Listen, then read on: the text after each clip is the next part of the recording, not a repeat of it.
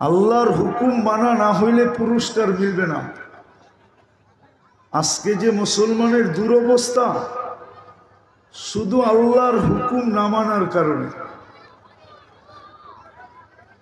নাইলে মুসলমানের চেয়ে আল্লাহর প্রিয়, বিশেষ করে উম্মতে মুহাম্মদীর চেয়ে আল্লাহর প্রিয় কোনো উম্মতই নাই, কোনো সৃষ্টিই নাই। যদি হইতো তাহলে খায়রে উম্মত আমাদেরকে কেন বলতেন? আরো 2-4 জনকে বলতেন। এ কোয়ালিটির জিনিস তো অনেক কোম্পানি বানায়, ঠিক না? না বানায় না? শুধু এক কোম্পানি কি বানায়?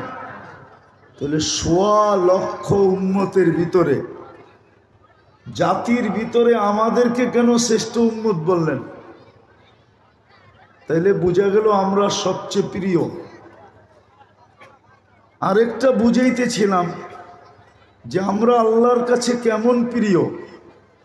তো আদম আলাইহিস সালাম বলতেছিলেন যে আমি একটা ভুল করছি, আমাকে জান্নাত থেকে বাহির করে দিছেন। আর উম্মতে মুহাম্মদী ডেলি শত ভুল করবে, রাতের 3 ভাগের 1 ভাগ যাইতে দেরি হবে না। আল্লাহ প্রথম আকাশে আসবেন এবং ডাইকা ডাইকা মাফ করবেন এবং তারপরে জান্নাতে ঢুকায় দিবেন। জিজ্ঞাসা করেন রাতের 3 ভাগের 1 ভাগ অতিবাহিত হওয়ার পরে আল্লাহ প্রথম আকাশে আসেন না আসেন না? আয়েশা আহ্বান করেন না করেন না? আলা মিন মুস্তাগফির ফাগফির আলা।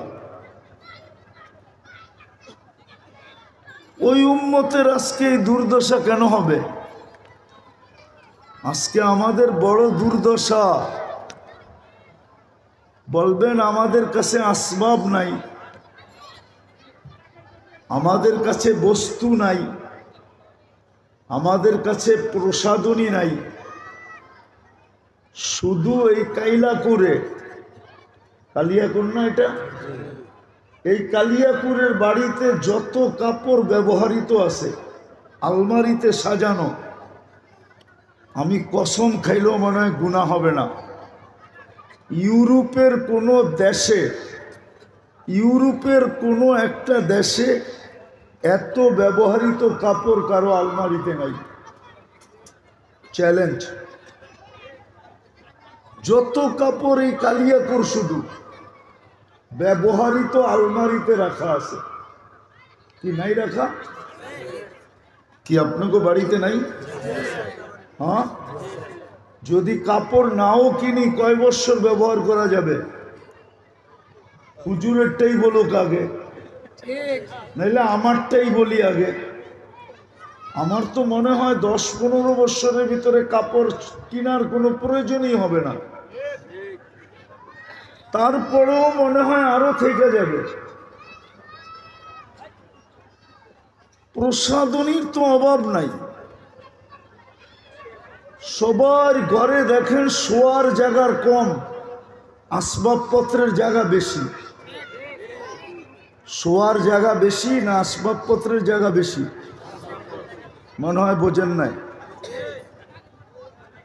শোয়ার জায়গা বেশি না আসবাবপত্রের জায়গা বেশি?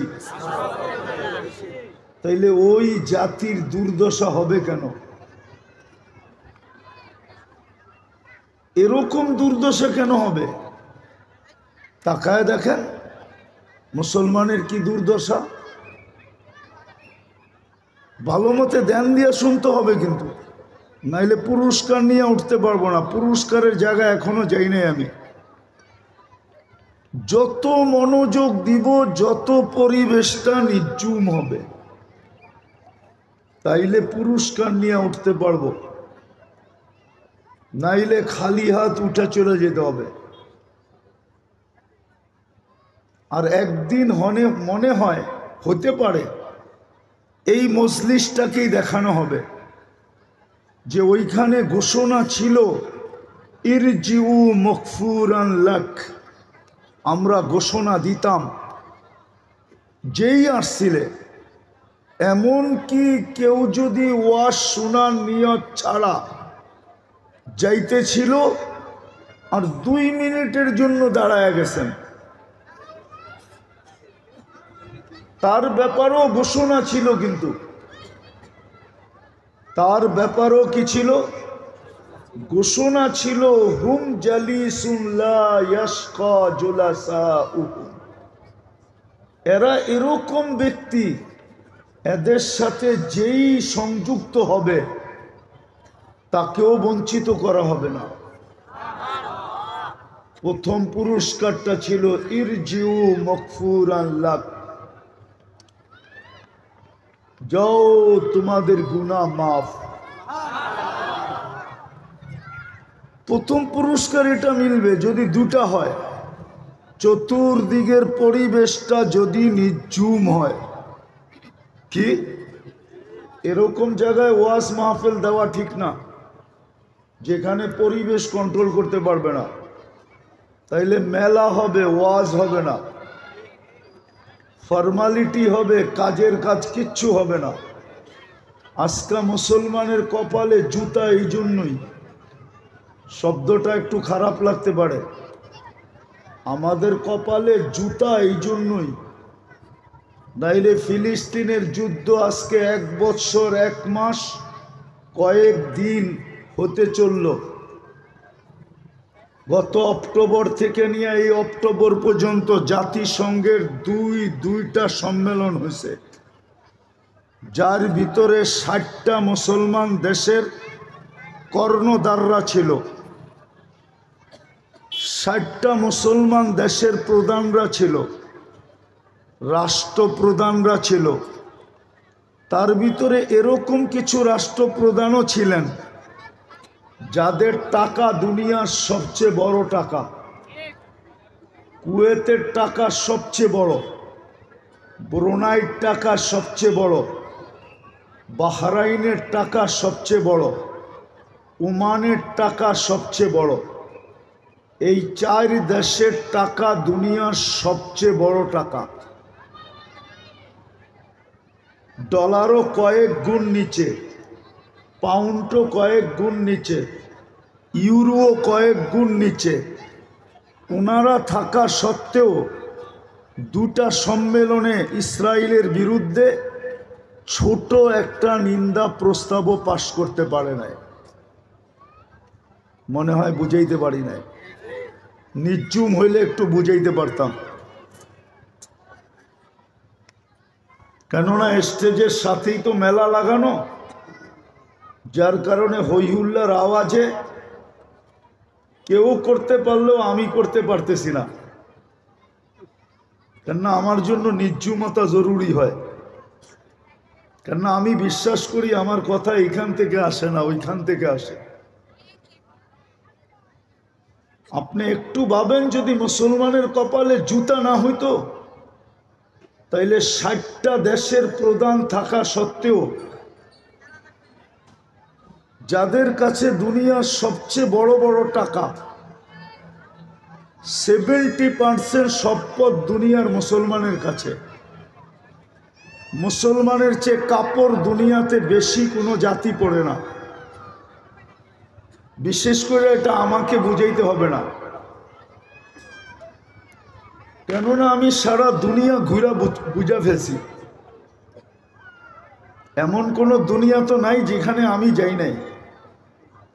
7 মহাদেশ বলেন আর উন্নত দুনিয়া বলেন, অহংকার করে বলতেছি না, বুঝানোর জন্য বলতেছি। মুসলমানের চেয়ে সম্পদ, সারা দুনিয়ার 70% সম্পদ মুসলমানের কাছে। মুসলমানের চেয়ে কাপড় চোপড় দুনিয়ার কেউ বেশি পড়ে না, প্রসাধনী ব্যবহার করে না, আসবাবপত্র মুসলমানের চেয়ে কেউ বেশি ব্যবহার করে না। হ্যাঁ, কিন্তু তারপরও ছোট একটা নিন্দা প্রস্তাব পাশ করতে পারে নাই। দুইটা সম্মেলন চলে গেল জাতিসংঘের, আর কোনোদিন পারবে কিনা এটাও জানি না। এই দুরবস্থা কেন? কি কারণে এই দুরবস্থা একটু ভাবেন। এটা তো দুনিয়ার দুরবস্থা, আখেরাতেরটা তো রয়েই গেল। এই দুরবস্থা কেন মুসলমানদের? আসেন আরেক জায়গায়, মুসলমান সমাজের চেয়ে বেশি পশ্চিমাদেরকে বেশি ফলো কেউ করে না। সবচেয়ে বেশি পশ্চিমাদেরকে অনুসরণ অনুকরণ কারা করে? কে? আরে বলেন না। আপনি দেখেন যুবকে নেটে দেখা ছাড়া চুল কাটে না, জিজ্ঞাসা করেন। ওদের সমস্ত চুলের ডিজাইন নেটের থেকে নেওয়া, জিজ্ঞাসা করেন। মুসলমান নারীদের সাজগোজ সব পশ্চিমাদের নেটের থেকে নেওয়া। মুসলমানের পোশাক আশাক সব পশ্চিমাদের নেটের থেকে নেওয়া। মুসলমান দেশে, বিজাতির দেশে এতটুকু উদযাপিত হয় না। ওদের রীতিনীতি মুসলমানের কাছে যতটুকু উদযাপিত হয়। আমি একটা দেখাই, এক দুইটা দেখাই। 14 তারিখ যতটুকু মুসলমানদের মাঝে উদযাপিত হয়, 14 তারিখ বুঝেন তো? হ্যাঁ, কসম খোদার আমি 2 চোখে আমেরিকাতে দেখছি। তাও আমেরিকার বিলকুল নিউ ইয়র্কে দেখছি। আমি বাংলাদেশের 100 ভাগের 1 ভাগও দেখি নাই। ফেব্রুয়ারির 14 তারিখে যুবতীরা যেইভাবে ভালোবাসার ডের কাপড় পরে, আর যুবকরা যেইভাবে ফুল নিয়ে কাড়াকাড়ি করে, আর হোটেলগুলাতে যেইভাবে বিক্রি আর খাওয়া আর পার্সেল হয়, কসম খোদার আমি আমেরিকাতে দেখি নাই। কেননা আমি তো আমেরিকা একবার যাই নাই, বৎসরে 2-1 বার যাওয়া হয়। আমি আমেরিকাতে দেখি না এত উদযাপিত হইতে। জিজ্ঞেস করেন যুবকদেরকে, ওরা শুধু ফুল দেয় না, হোটেলে নিয়ে খাওয়ায়, পার্সেল দেয়, পারে না কিচেনে যায়া কলিজা বাহির করা, এটাকে বুনা করা প্যাকেট করা দিয়া দিতে। তারপরও যেন ওদেরকে একটু লেখা দেয় I.U, মনে হয় বোঝে নাই। হ্যাঁ, এরকম তো উদযাপন করতে দেখলাম না। তারপরও আমাদের সাথে ওদের এত বিদ্বেষ কেন? কি আমাদের সাথে ওদের বিদ্বেষ না? না বিদ্বেষ না? হ্যাঁ, আমি তো আমেরিকাতে দেখলাম ফুল তো দেওয়া দূরের কথা, দেখা হইলে একটু গালে গাল লাগায় আর একটু মুখ দিয়া বলে ইউ আর মাই হানি, তুই আমার মধু, বাস শেষ। এইখানে জিজ্ঞেস করেন না যুবকদেরকে 14 তারিখে কি করে, জিজ্ঞেস করেন ওদেরকে। নিজের পকেটে পয়সা না থাকলে মা বাবার গলায় পাড়া দিয়া পয়সা বাহির করে, তারপরে হোটেলে নিয়ে যায়, খাওয়ায়, পার্সেল দেয়, আবার পছন্দেরটা দেয়, জিজ্ঞাসা করে দেয় তোমার আম্মা কি পছন্দ করে, তোমার আব্বা কি পছন্দ করে, ছোট ভাই বোন কি পছন্দ করে, সব দিয়া তারপরে বলে আমাকে একটা মেসেজ কমসে কম দিও I.U। কিন্তু বেশিরভাগই তো জুতা পাঠায়। রাগ তো হয়ে যাবে। আমার তো বিশ্বাস যদি ওরা সামাজিক লজ্জা ওদের না থাকতো, তাহলে ওদের যে মিছিল ডেলি হইতো প্রত্যেক বাড়ির সামনে, ওটা সামাল দিতে দিতেই আমাদের সমস্ত বাহিনী ক্লান্ত হয়ে যেত। ওরা তো মিছিল বাহির করতো, শেখে এসে আমার ভাই অমুকের রক্ষা নাই। ওরা তো প্রত্যেক বাড়ির সামনে যে মিছিল করতো, যে তুই ফুলও নিলি, খাইলি, পার্সেল নিলি, তারপরও তুই আমার লেখা পাঠাইলি না, বাইরেও বাড়ির থেকে তোর খবর আছে। নাইলে এত বেশি বাংলাদেশে পেপার উঠাইলেই দেখা যায় অকারেন্স। কেন? আমার এটা বোঝানোর উদ্দেশ্য না, আমার বোঝানোর উদ্দেশ্য হলো যে এত ওদের অনুসরণ অনুকরণ করার পরেও ওদের সাথে আমাদের এত বিদ্বেষ কেন? ওরা আমাদের সাথে বিদ্বেষ রাখে কেন? কি কারণ? চলেন 14 তারিখ শেষ হইল, 31st নাইট আসতেছে 2 দিন পরেই, ঠিক না? আসতেছে না? ডিসেম্বরেই তো হবে, ঠিক না? নভেম্বর তো শেষের দিকে, ঠিক না? আমি তো 31st নাইট অস্ট্রেলিয়ায় দেখলাম, কিন্তু নির্দিষ্ট জায়গা ছাড়া তো কোথাও কিছু দেখলাম না। কিন্তু আমাদের কোন গ্রাম আছে, কোন শহর আছে, কোন এলাকা আছে, কোন বাড়ির ছাদ বাকি আছে, রোডে করতে পারে না তো ছাদে উঠা, ঠিক না? কি এই এলাকায় হয় না? হ্যাঁ, আমি তো এরকম দেখলাম না অস্ট্রেলিয়াতে, যে প্রত্যেক বাড়ির ছাদে 31st নাইট, প্রত্যেক গলিতে গলিতে 31st নাইট। তারপরও ওদের সাথে আমাদের এত বিদ্বেষ কেন? একটু ভাবেন, কাজে দিবে, নাইলে খালি হাতে উঠে যাব, পুরস্কার মিলবে না।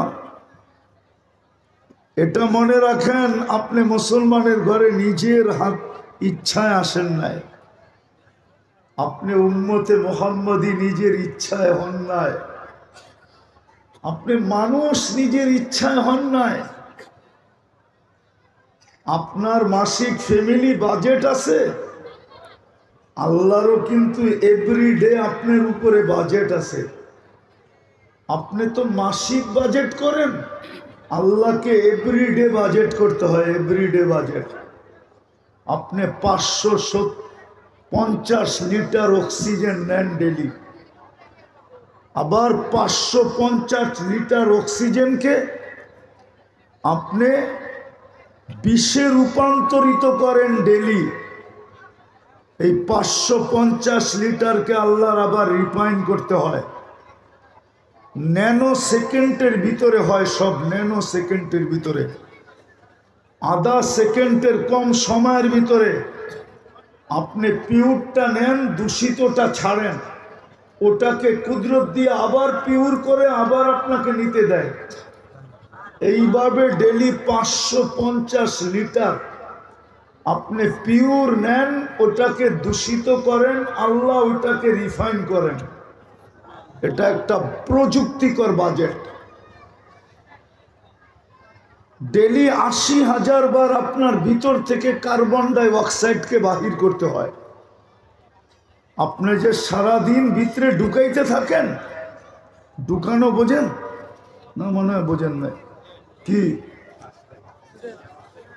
শুধু বাতেই খান? সারাদিন তো খাইতেই থাকেন, ঠিক না? যা পাই তাই খাই, ঠিক না? এই যে খাইতে থাকেন, আপনার ভিতরে কার্বন ডাই অক্সাইড জমা হয়। ডেলি 80,000 বার আল্লাহকে এটা কিউর করতে হয়, আপনার আমার ভিতর থেকে পরিষ্কার করতে হয়, নাইলে সিধা মাটির নিচে। ডেলি 36 বার আপনার কিডনিকে ডায়ালিসিস করতে হয় সুস্থ রাখার জন্য। কতবার? 36 বার ডায়ালিসিস করতে হয়। বিজ্ঞান তো একবার করতে পারে না, ডেলি একবার ডায়ালিসিস সম্ভব না। সপ্তাহে 7 দিন ডায়ালিসিস সম্ভব, ঊর্ধ্বে 5 দিন।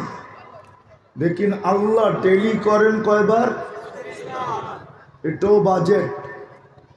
বাকি খাওন টাউন ওটা বাদিয়ে দিলাম। ডেলি আপনার পিছনে বাজেট খরচ করতে হয়, লম্বা বাজেট। আর এটাকে পরিচালনা করার জন্য শত শত ওয়ার্কার লাগে। আপনি মনে করছেন শরীরটা এমনি চলে? খালি বিজ্ঞান বিজ্ঞান বিজ্ঞান নিয়ে না বিজ্ঞান লাগোকে এই স্টেজে, ওদের সাথে টকশোতে ওই বন্ধ কামরায় বওয়ার চেয়ে স্টেজে নিয়ে আসেন, আমাকে বুঝায় যাক যুক্তি দিয়া যে এই শরীরটা প্রযুক্তি দিয়া চলে কিভাবে, আমাকে বুঝাক। চ্যালেঞ্জ, কোনো বিজ্ঞানসম্মত বিজ্ঞানওয়ালা আসুক এখানে স্টেজে, ও আমাকে বুঝায় যাক প্রযুক্তি দিয়ে এই শরীরটা চলে কিভাবে। এটা প্রযুক্তি দিয়ে চলে না, এটাও প্রযুক্তি চলে, ওই প্রযুক্তিটার নাম হইল আল্লাহর কুদরত। আল্লাহর কুদরতি প্রযুক্তি দিয়ে চলে, হাজারো ফেরেশতা এটাকে চালায়, হাজারো ওয়ার্কার আছে, আপনি চোখে দেখেন না। যুবককে যে যৌবনের তরঙ্গের আল্লাহ চালাইতেছে, যুবক তো ভাবতেছে যৌবন দিয়ে চলতেছি, ও তো একদিনও ভাবে নাই যে এই যৌবনটা আমাকে দিল কে। যৌবনটা এরকম 24 ঘন্টা তরঙ্গ মারে কি করে? বর্ষাকাল আসলে না আটলান্টিক বা বঙ্গোপসাগরের তরঙ্গ উঁচা উঁচা দেখা যায়, শীতকালে তো তরঙ্গ দেখা যায় না। শীতকালে তো বঙ্গোপসাগরও শান্ত থাকে, ঠিক না? কিন্তু যুবক 24 ঘন্টা তরঙ্গের ভিতরে থাকে কি করে? ও কি কোনোদিন ভাবছে যে আমাকে তরঙ্গের ভিতরে রাখে কে? আমার শরীরে ঢেউ মারতে থাকে কি করে? ও তো একদিনও ভাবে না। হাজারো ফেরেশতা এটাকে পরিচালনা করতেছে, দুই একজন না। নাইলে যুক্তি দেই আপনাকে, যুক্তি, একই নালী দিয়া 3টা জিনিস যায়, একই শ্বাসনালী দিয়া, একই নালী দিয়া খাদ্য যায়, পানি যায়, শ্বাস যায়, ডিভাইডেড করে কে? আল্লাহ করে। সত্য এটাই, কুদরতি ফেরেশতা দিয়া ডিভাইডেড করা। বিজ্ঞানের কাছে জবাব নাই। বিজ্ঞান বলে হার্ট চলে বাল্ব দিয়া, আমি যদি জিজ্ঞাসা করি বাল্ব চলে কি দিয়া, জিজ্ঞাসা করি না, জিজ্ঞাসা করা শেষ আমার। আমি WHO কেও জিজ্ঞাসা করে দেখছি, বিশ্ব স্বাস্থ্য সংস্থাকেও জিজ্ঞাসা করে দেখছি, কারণ ওর অফিসটা বেশি দূরে তো না, আমেরিকাতে। আমেরিকাও বেশি দূরে না, ওয়াশিংটনে ডিসিতে, ওরও জিজ্ঞেস করে দেখছি। ও বলছে নো অ্যান্সার, এটার জবাব আমাদের কাছে নাই। তো বলছি আমার কাছে আছে, আলা ইন্না কলবি ইবনে আদম মালাইকাতুম মুওয়াক্কালা, হাড়ের উপরে একজন ফেরেশতা বসা আছে। অ্যানালগের যুগে, ডিজিটাল যুগের পোলাপান তো, ওরা তো অ্যানালগ দেখে নাই। আগে কাঠবডি ছিল, কাঠবডি। সন্ধ্যা হইলে এই রোডও বাস বন্ধ হয়ে যেত, ঠিক না? অন্য কারণে বন্ধ হতো, অন্য কারণে, ওটা এখন বলা যাবে না। সন্ধ্যা হইলে এই কালিয়াকুরের মৌচাকেও বাস বন্ধ হয়ে যেত। ওই যুগে ডিজিটাল হরেন ছিল না, অ্যানালগ হরেন ছিল। চাপ দিলে প প শব্দ হইতো, চাপ দিলে। ফেরেশতা হাড়ের উপরে চাপ দেয়, রক্ত বাহির হয়ে যায়, আবার ছেড়া দেয় তো রক্ত ভিতরে চলে আসে। সত্য এটাই, হাজারো জিনিস এটাকে পরিচালনা করে। বিদায় চলেন গুছাই, কথাকে গুছায় নিয়ে আসি, চলে যেতে হবে। কিন্তু বিদায় পুরস্কার নিয়ে উঠলে লাভ হবে, আর না হইলে বড় পস্তাইতে হবে। এই মজলিসটাই কালকে সামনে আইনা দেওয়া হবে যে ওইখানে তো ঘোষণা ছিল ইরজিউ মাগফুরান লাক, যাও গুনাহ মাফ। বুদ্দিলা সাইয়্যাতিকুম হাসানাত, গুনার জায়গা যেটা খালি হইল ওটা নেক করা ব্যতীত নেকি দ্বারা আমরা ভরা দিলাম। ফেরেশতা জিজ্ঞাস করবে অমুক তো ওয়াজ শুনতে আসে নাই, যাইতে ছিল দাঁড়ায় গেছে, এর ব্যাপারে সিদ্ধান্ত কি? তো উপর থেকে ঘোষণা হবে হুম জালিসুন লা ইয়াশকা জুলাসাউহু। এই মজমা এরকম মজমা, যেই সংযুক্ত হবে, যেই পা রাখবে, যেই দাঁড়াবে, তাকে পর্যন্ত আমরা পুরস্কারের থেকে বঞ্চিত করব না না না না। কিন্তু আফসোস তো এইখানেই, ওয়াজ তো ওয়াজ হয় না, শুধু হট্টগোল আর না হইলে মেলা।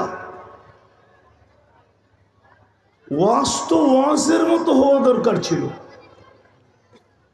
পরিবেশটা তো নিঝুম হওয়ার দরকার ছিল, যে 2 লাখ হইলেও মানুষ বলতে পারবে না যে এখানে 2 জন আছে কিনা। পরিবেশ তো নিঝুম হয় না কোনোটাই,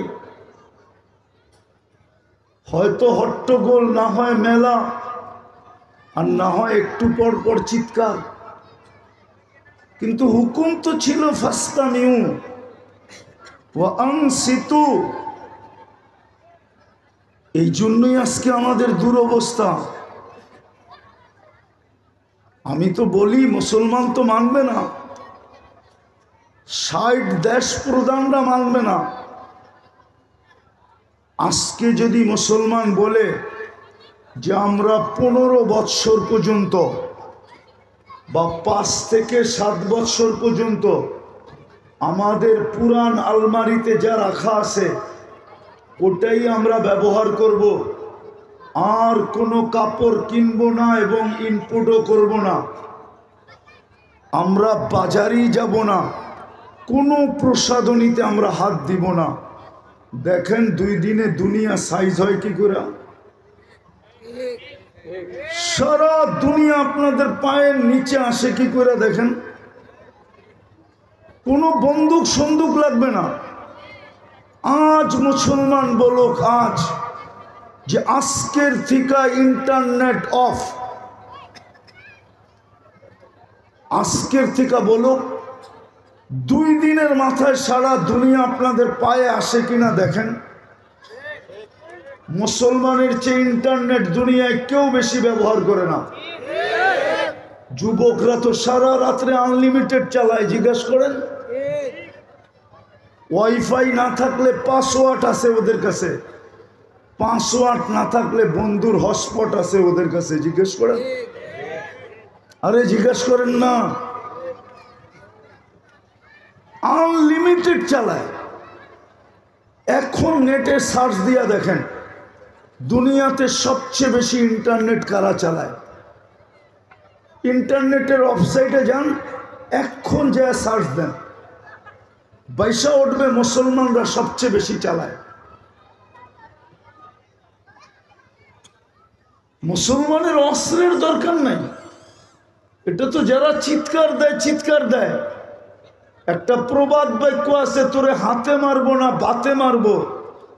মুসলমানের কাছে বাতের অস্ত্র ছিল, হাতে মারার দরকার ছিল না। কিন্তু কপাল তো পড়ছে 2 দিক দিয়েই। আমাদের স্কলারদেরও কপাল পড়ছে, স্কলারদের মাধ্যমেও পড়ছে, আর আমাদের নেতাদের কারণেও পড়ছে। স্কলারদের কারণেও আমাদের কপাল পড়ছে। স্কলার বোঝেন তো, আমাদের যে ইসলামিক স্কলাররা আছি আমরা, আমাদের কারণেও আপনাদের কপাল পড়ছে, আর নেতাদের কারণে তো পড়ছেই। দুজনের কারণেই আমাদের কপাল পড়ছে, নাইলে আমাদের কপাল পড়ার কথা ছিল না। এই দুরবস্থা কেন হবে মুসলমানের? আমি তো ঘাইটা গুইটা বলতেছি আপনাকে, 70% দুনিয়ার সম্পদ মুসলমানের কাছে। মুসলমানের চেয়ে বেশি কেউ খায় না। যেই সমাজে স্বামীর বিল স্ত্রী দেয় না, স্ত্রীর বিল স্বামী দেয় না, ওই সমাজ বেশি খাবে তো খাবে কোত্থেকা? বলেন আমাকে। হ্যাঁ, কেউ বলুক এখানে যে Europe, America, Australia, Canada, England, Japan, কেউ বলুক যে স্বামীর বিল স্ত্রী দেয়। এখানে কি একজনও প্রবাসী নাই? বা স্ত্রীর বিল স্বামী দেয়? আমি তো আমার জীবনের কাহিনী বহুতবার শুনাইলাম। জাপানে আমি প্রথম গেছি 2005-এ, তারপরেও গেছি। তো 2005-এ যখন আমি সকালবেলা একটা ফ্যাক্টরিতে গেছি, লেদার ফ্যাক্টরি, বিশাল ফ্যাক্টরি, নিচে উপরে ওয়ার্কাররা থাকে বাংলাদেশিরা, পড়ায় 150-200 হবে। আমার প্রোগ্রাম ছিল ফজরের পরে, তাবলিগি প্রোগ্রাম। তো আমি যখন উপরে উঠছি তো আমাকে জিজ্ঞাসা করতেছিল, হুজুর নিচে কাউকে দেখা আসছেন? তা আমি বললাম দেখা তো আসছি, একজন ওয়াশ করতেছে, ওয়াটার গান দিয়ে ওয়াশ করতেছে। ওয়াটার গান পাওয়া যায়, যেরকম গান বুঝেন তো, বন্দুক, রাইফেল, এরকম ওয়াটার গান পাওয়া যায়। এটা দিয়ে পরিষ্কার করলে খুব তাড়াতাড়ি হয় এবং ভালো পরিষ্কার হয়, কেননা চামড়ার ফ্যাক্টরি। আমি বললাম একজনকে তো দেখে আসলাম ওয়াটার গান দিয়ে পরিষ্কার করে, ওনাকে চিনেন? তা আমি বললাম আমি তো আসলাম এই মাত্র, চিনব কি করে? জাপানে যদিও আমি অনেক 15-20 দিন, 1 মাস হয়ে গেছে আসছি, কিন্তু তোমাদের ফ্যাক্টরিতে তো ঢুকলাম আজকে, কোত্থেকে চিনবো? তো সবটি হাসতেছে আর বলতেছে, হুজুর এটা আমাদের ফ্যাক্টরির মালিকের বউ। তা আমি বললাম মালিকের বউ মানি? লানতর জিন্দিগির উপরে। এই কনকনে শীত, এই সময় তো সবচেয়ে সুখ হইল দুজনে ল্যাপ নিয়ে ঘুমায় থাকা। মনে হুজুররা বোঝে না। এই সময় সবচেয়ে মজা কি কি মনে হয় বোঝেন না? দুইজনে ল্যাপ নিয়া, কি সত্য তো? ও করতেছে ওয়াশ, বসে হুজুর ও চাকরি করে। আমি কি কেন? বসে ও যে জুয়া খেলবে পয়সা পাবে কোথায়? ও যে হোটেলে খাবে পয়সা পাবে কোথায়? ও যে বাড়তি এনজয় করবে ওই পয়সাকে দিবে। এই জন্য ও অন্য জায়গায় চাকরি ব্যতীত স্বামীর এখানেই চাকরি করতেছে। ওর বেতনটা আমাদের তুলনায় একটু বেশি, এতটুকুই পার্থক্য। ও আমাদের এখানের কর্মচারী। বলেন এত বড় ফ্যাক্টরির মালিক যদি, বউ যদি চাকরি করে, আর যুবকরা ওই জিন্দেগি দেখা, হ্যাঁ, চুল কাটে ওই স্টাইলে, শার্ট কিনে ওই স্টাইলে, জীবন সাজায় ওই স্টাইলে, তো তোমাদের জীবনে লানত আসবে না তো কার জীবনে আসবে বলো? হ্যাঁ, তুমি আত্মহত্যা করবে না তো কে করবে? তুমি বাবা খাবে না তো কে খাবে? তুমি ডাল খাবে না তো কে খাবে বলো আমাকে? আমাকে যুক্তি দিয়ে বোঝাও। তুমি তো ডাল খাবে, তুমি তো ইয়াবাহা খাবে, নাহলে কে খাবে? যাদের জিন্দেগির এই চিত্র, একটা তো শুনাইলাম, 100টা শুনাইতে পারি। 100টা, 100 না কয়েক হাজার আমার এখানে সেভ করা আছে। এই জন্য আমার কথার স্টাইল অন্যরকম। আমি বুঝাইতে চাইতেছি আজকে আমাদের দুরবস্থা কেন, কি কারণে দুরবস্থা, আজকে আমাদের কপাল পড়ল কেন? আমি তো কোরআন ঘাটলে দেখি আমাদের কপাল পড়ার কোনো সুযোগ নাই। একটু আগেই তো দেখাইলাম যে উম্মতকে আল্লাহ ডাইকাই না, গুনাহ মাফ করে জান্নাত দিতে চাইতেছেন, অথচ রসুল আদম আলাইহিস সালাম ভুল করছেন কবে? ভুল মাফ হইছে কত বৎসর পরে। আর আমরা সারাদিন করি, রাতের বেলা ডাইকা আইনা মাফ করে জান্নাত হাতে উঠায় দেন। ওই উম্মতের কপাল পড়বে কেন? সবই তো আছে ঘরে, কিন্তু সুখ নাই কেন? সবই তো আছে আমাদের ঘরে, কি না আছে? বললাম না একটু আগে যে প্রসাদনী ঢুকতে ঢুকতে ঢুকতে ঢুকতে ঢুকতে এখন মালিকেরই শোয়ার জায়গা নেই। শোয়ে তো পাও বেকা করে, লম্বাও করতে পারে না। লম্বা করলেই হয়তো ওয়ার্ডরোবে যায় লাগে, নাইলে আলমারিতে লাগে, নাইলে ড্রেসিং টেবিলে লাগে, নাইলে দেওয়ালে যায় লাগে। পাওয়ার সোজা করার সুযোগ হয় না। তারপরেও তো সুখ নাই। কারণ কি? কারণ একটাই মেরে দোস্ত, আজকে আল্লাহকে মানা ছেড়া দিছে, আর কিচ্ছু না। একটাই কারণ আমাদের, আল্লাহকে মানা ছেড়া দিছি। আল্লাহকে মানা, যেই জাতির আল্লাহকে মানার কথা ছিল ওই জাতি আজকে আল্লাহকে মানা ছেড়া দিছে। সর্বক্ষেত্রের কথা তো বাদেই দিলাম, আমি শেষ জায়গায় চলে আসছি। বিলকুল সর্বক্ষেত্র তো বাদই দিলাম। একটা ক্ষেত্রে যদি 100 ভাগ মাইনা দেখাইতো তাইলেও তো মনটাকে বুঝাইতে পারতাম। শুধু একটা ক্ষেত্রে সব বাদ দিয়ে দিলাম। একটা ক্ষেত্রে যদি এই যা মুসলমান উম্মতে মুহাম্মদী আল্লাহকে মাইনা দেখাইতো, একটা ক্ষেত্রে, শুধু যদি নামাজের ক্ষেত্রে আল্লাহকে মাইনা দেখাইতো। বলবেন সবাই আসলে তো মসজিদে জায়গা হবে না।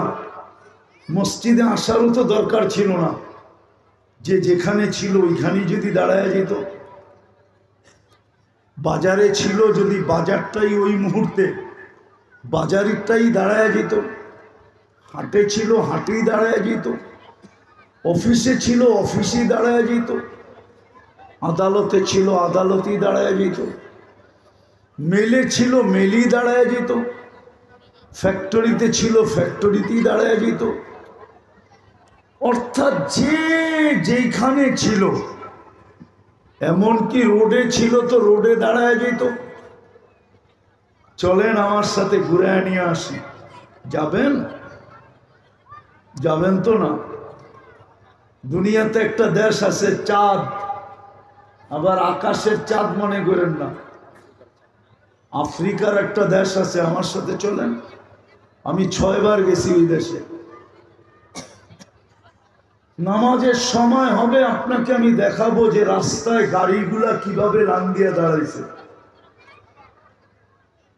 প্রত্যেকটা গাড়ি জায়গাটা জায়গায় কিভাবে থেমে গেছে, আর ওই রাস্তায় মানুষ কিভাবে নামাজে দাঁড়াইছে।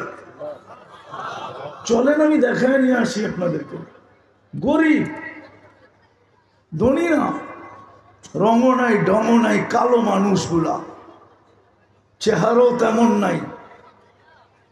কালোর ভিতরে যদি গঠন থাকতো তাইলেও মনকে বুঝাইতাম, কোনো গঠনও নাই। যদি একটা ক্ষেত্রে মুসলমান আল্লাহকে মানত, সব বাদ দিলাম, শুধু নামাজের ক্ষেত্রে। আপনি বলবেন নামাজের ক্ষেত্রে এত জোর দেন কেন? আপনি দিব না তো দিব না কেন? রোজায় তো শুধু চাঁদ উঠায় দেন, হজেও তো শুধু মাসটা আইনা দেন, ঠিক না? হ্যাঁ, সত্য তো? ভুল বলতেছি? হ্যাঁ, জাকাতে তো শুধু মালের অধিকারী বানায় দেন, কিন্তু নামাজের ক্ষেত্রে তো ডেলি 5 বার নিজে ডাকেন। 5 বার কি করেন? 5 বার নিজে না ডাকেন না? হ্যাঁ, কয়বার ডাকেন? ডেলি, মাসে 150 বার, বৎসরে 1800 বার। 90 তো আসে না, নামাজ পড়ে না। 90% মুসলমান নারী পুরুষ নামাজ পড়ে না। একটা কথা মনে গাঁথেন, মুসলমান হওয়ার পরে আপনি বাড়ি সোনা দিয়া বানাইতে পারেন, আসবাবপত্র সোনারও বানাইতে পারেন। যতক্ষণ পর্যন্ত নিজেকে মুসলমান ভাববেন, হ্যাঁ আপনি যদি বলেন আমি মুসলমান না, তাইলে আপনার সাথে কোনো সে নাই।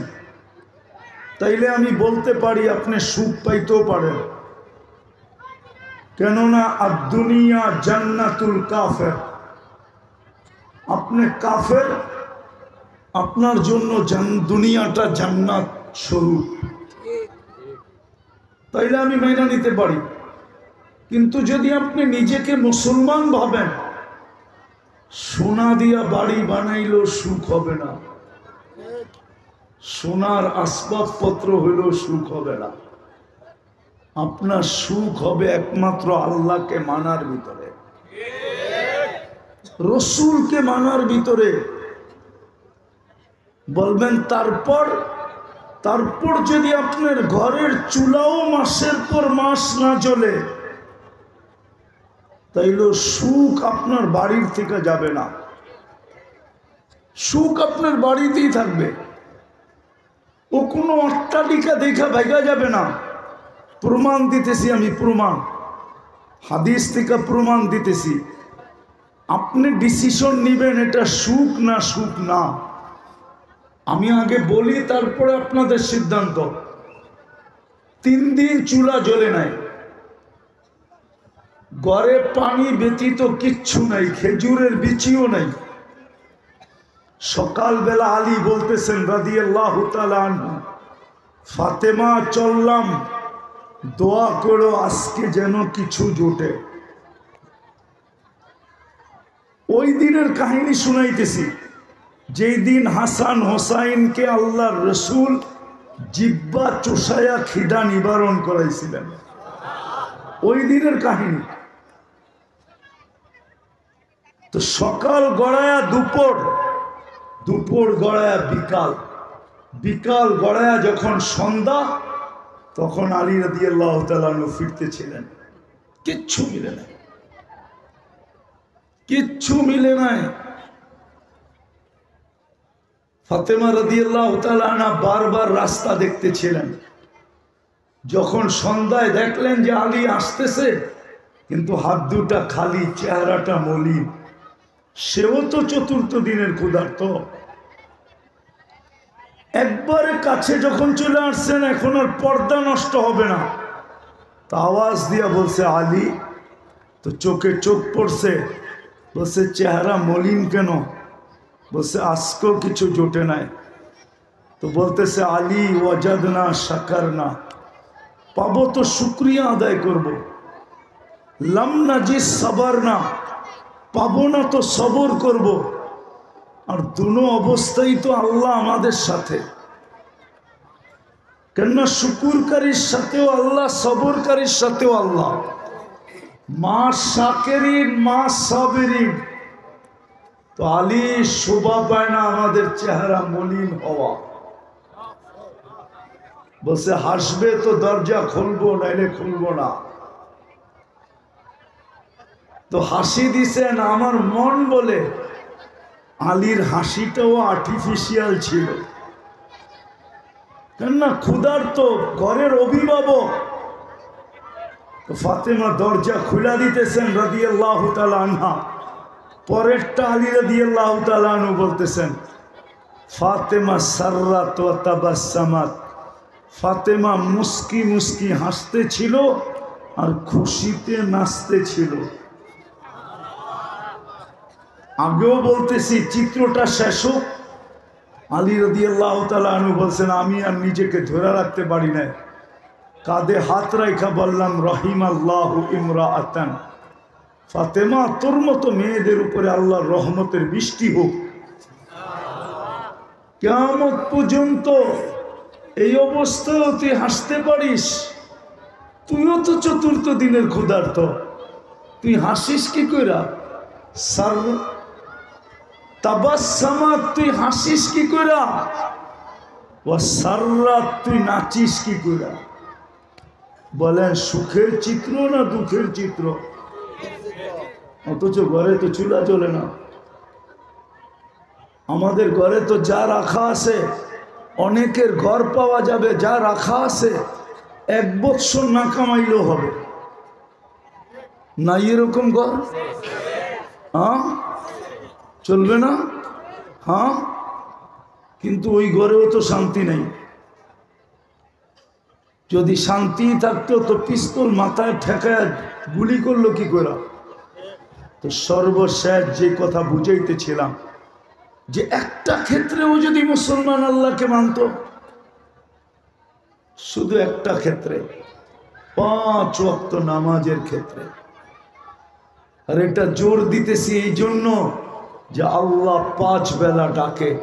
শুধু আল্লাহ ডাকে না, রহমান ডাকে, রহিম ডাকে, মালিক ডাকে, কুদ্দুস ডাকে, সালাম ডাকে, মুমিন ডাকে, মুহাইমিন ডাকে, আজিজ ডাকে, জব্বারুল মুতাকাব্বিরুল খালিকুল বারিউল মুসাব্বিরুল গফফারুল কহ্হারুল ওয়াহ্হাবুর রাসাকুল ফাত্তাহুল আলিমুল কাবিদুল বাসিতুল খাফিদুর রাফিউল মুইসুল মুদিল্লুস সামিউল বাসিরুল হাকামুল আদলুল লতীফুল খবীরুল হালিমুল আযীমুল গফুরুশ শাকুরুল আলিয়ুল কবীরুল হাফিজুল মুকিতুল হাসিবুল জলিলুল করিমুর রকিবুল মুজিবুল ওয়াসি আল হাকিমুল ওয়াদুদুল মজিদুল বাঈসুশ শহীদুল হকুল ওয়াকিলুল কবিকুল মতিনুল ওয়ালিকুল হামিদুল মুসি আল মুবদি আল মুঈদ আল মুহয়ি আল মুমিত আল হাইয়্যু আল কাইয়্যুম আল ওয়াজিদ আল মাজিদ আল ওয়াহিদ আল আহাদ আল সামাদ আল কাদির আল মুক্তাদির আল মুকদ্দম আল মুআখ্খার আল আউয়াল ওয়াল আখির আল যাহির ওয়াল বাতিন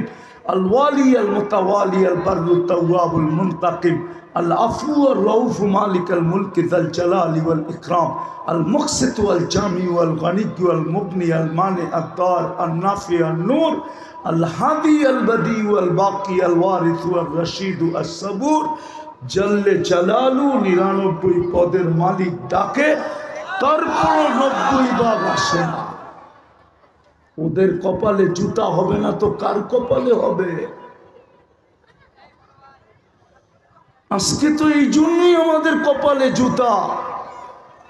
হুজুররা কিভাবে অ্যানালাইসিস করে আমি জানি না, কেননা আমি ফিলিস্তিনকে অন্যভাবে অ্যানালাইসিস করি। কেননা আমি 14 বছর আগে ফিলিস্তিন দেখা আসছি 2 চোখে।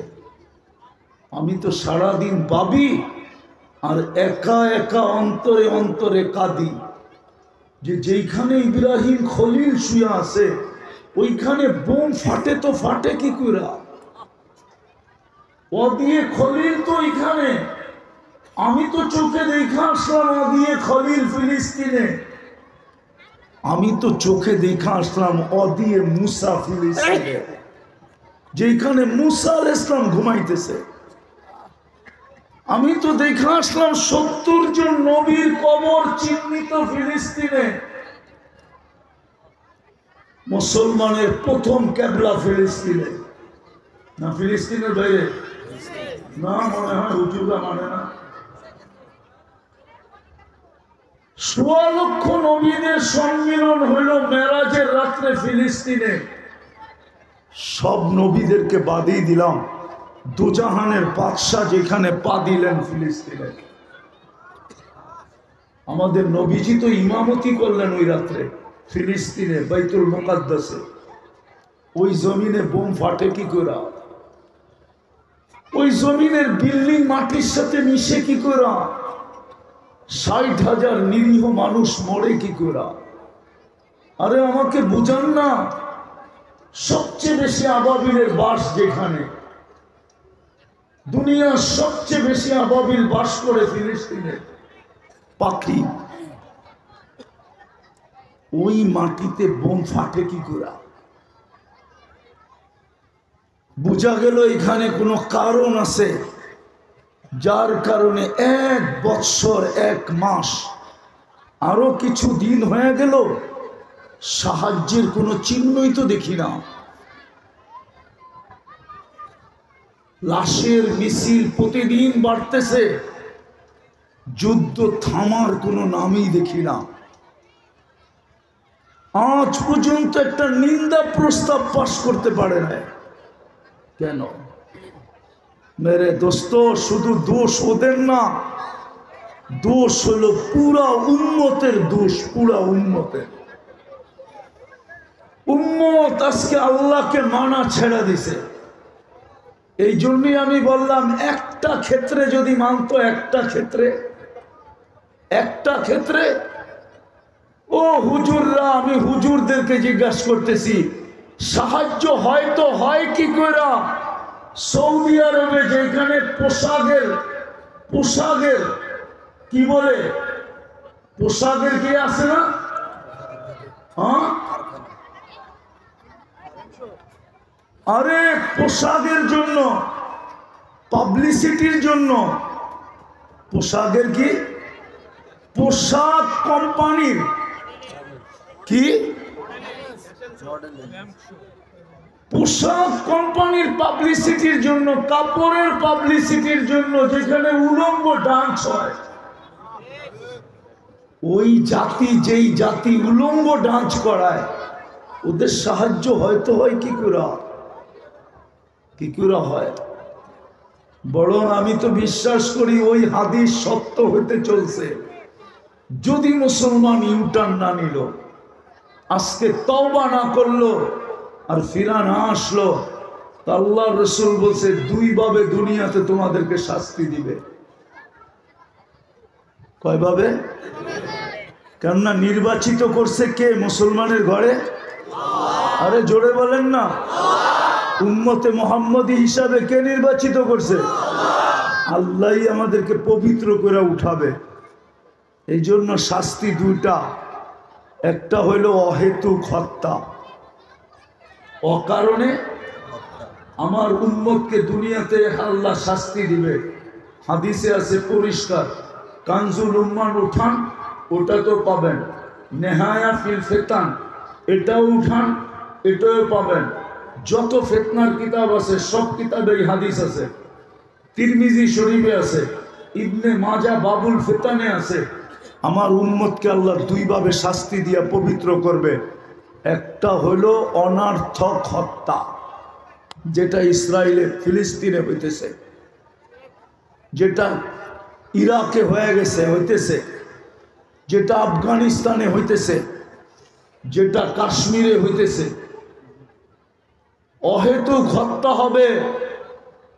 আর দ্বিতীয় হলো ভূমিকম্প, আল কতলু ওয়াল সালাসিল, দুটা দিয়ে পবিত্র করবে। যদি ইউটার্ন না নিলাম, ইউটার্ন বোঝেন, তওবা না করলাম, তওবা।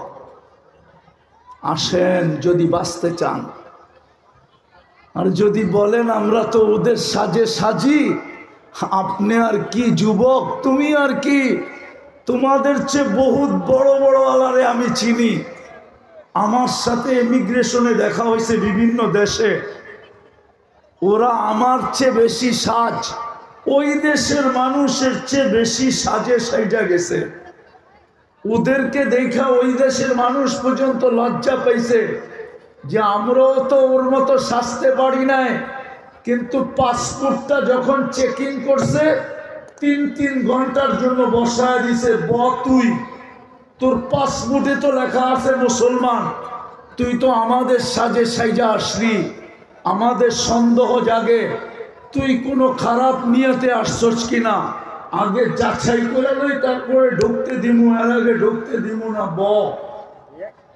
আর আমার পাসপোর্ট দেখছে আর বলছে ইউ আর গো। তোর পাসপোর্টে যা লেখা আছে পুরা শরীরে ওই সিল মারা আছে। তোর ব্যাপারে আমাদের কোনো সন্দেহ নাই, চল। নাম বলবো না, নাম আমি নাম সহ জানি। এই জন্য পায়ে হাত দিয়া বলি, আসেন আজকে তওবা করি। করবেন?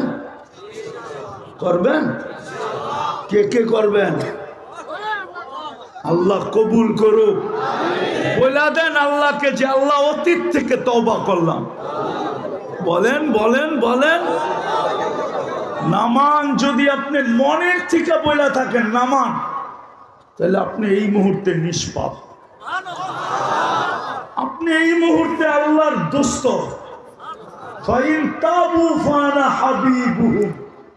আপনি আল্লাহর বন্ধু, আল্লাহ আপনার বন্ধু। কিন্তু এখন আপনার ইচ্ছা আপনি দুশ্মনে রূপান্তরিত হইতে পারেন, নিজের আমলনামায় গুনাহ ঢুকাইতে পারেন, কিন্তু ওটার জন্য একটাই ক্ষেত্র, আগেও বলছি এখনো বলতেছি, যদি পাঞ্জা দিয়ে আজকের থেকে ধরতে পারেন, বিশেষ করে যুবকদেরকে বলবো, যা খুশি তা করো। তোমার উপরে 3 ধরনের চৌকিদার রাখা আছে, আমার চৌকিদারির কোনো প্রয়োজন নাই। কিরামান কাতিবিন ইয়ালামুনা মা তাফআলুন, মা বিন কওল ইল্লা লাদাইহি রাকিবুন আতীদ, ইয়ালামু খাইনাতাল আয়ুন ওয়া মা তুখফিস সুদূর। 3 ধরনের চৌকিদারি রাখা আছে। আমি তোমার উপরে দারোগাগিরি করতে চাই না, কিন্তু একটা কথা তোমাকে বলবো, তুমি আজকের থেকে পাঞ্জা দিয়ে ধরো যে আমি যা করি করি, কিন্তু আজকের থেকে আমি নামাজ ছাড়ব না। পারবো? পাক্কা? পাক্কা? নামান নামান। শেষ কথা, আমরা একটা হিব্রু ভাষার স্লোগান জানি না, কেন ওরা হিব্রু ভাষায় দেয়। তো হিব্রু ভাষা দুনিয়াতে ইহুদি ব্যতীত কেউ জানে না, শিখেই না, কোত্থেকে জানবো? হিব্রু ভাষায় একটা স্লোগান আছে, বর্তমানে সারা দুনিয়ার ইহুদিরা দিতেছে। এমনকি আমাদের দেশে যদি একজন ইহুদিও থেকে থাকে, তো সেও কিন্তু ডেলি এই স্লোগানটা 10 বার দেয়, যে নাহনু ফিল। আমি আরবিতে বলতেছি, তর্জমা আমি এটার আরবিতে করায় আনছি, এই জন্য আমি আরবিতে বলতেছি। ইহুদিরা বলতেছে ইদান নাহনু ফিল আমান, এখনো আমরা নিরাপদ। ফাকতুলিল মুসলিমিনা ফাদাম্মিরুল মুসলিমিনা কাইফা তুরিদুনা আন তুদাম্মিরুহা, এখনো আমরা নিরাপদ। মুসলমানকে এখনই সুবর্ণ সুযোগ, যেমন খুশি মুসলমানকে মাটির সাথে মিশায়া দাও। কেননা ওদের কিতাবে লেখা আছে, যতদিন মুসলমানের জুমার জামাত আর ফজরের জামাত সমান না হবে, রব্বে কাবার কসম, মুসলমানের বিজয়ের পালা শুরু হবে না না না না না। কেউ যদি হুজুররা প্রমাণ করতে চান, তো আমার কাছ থেকে নিয়ে যান, অ্যাড্রেস ফোন নাম্বার সহ দিয়ে দিব, আপনি যোগাযোগ করেন। ওদের কিতাবে লেখা আছে। এই জন্য ওরা নিজেকে নিরাপদ মনে করে, আর এখনই মুসলমানকে মিটানের সুবর্ণ সুযোগ মনে করে। কেননা মুসলমানের জুমার তুলনায় ফজরে কোনো মুসল্লি নাই, কোনো মুসল্লি নাই। পায়ে হাত দিয়া বলি, আজকের থেকে ফিরেন, নিজেও নামাজ পড়ান, মুসলমানকে দাঁড় করান, কমসে কম একটা ক্ষেত্রে 100 ভাগে 100 ভাগ দাঁড় করান। আপনাদের লড়তে হবে না, লড়নেওয়ালা এখনো প্রস্তুত আছে লড়ার জন্য। আল্লাহ আমাদের সবাইকে আমল করার তৌফিক দান করেন। ওমা আলাই।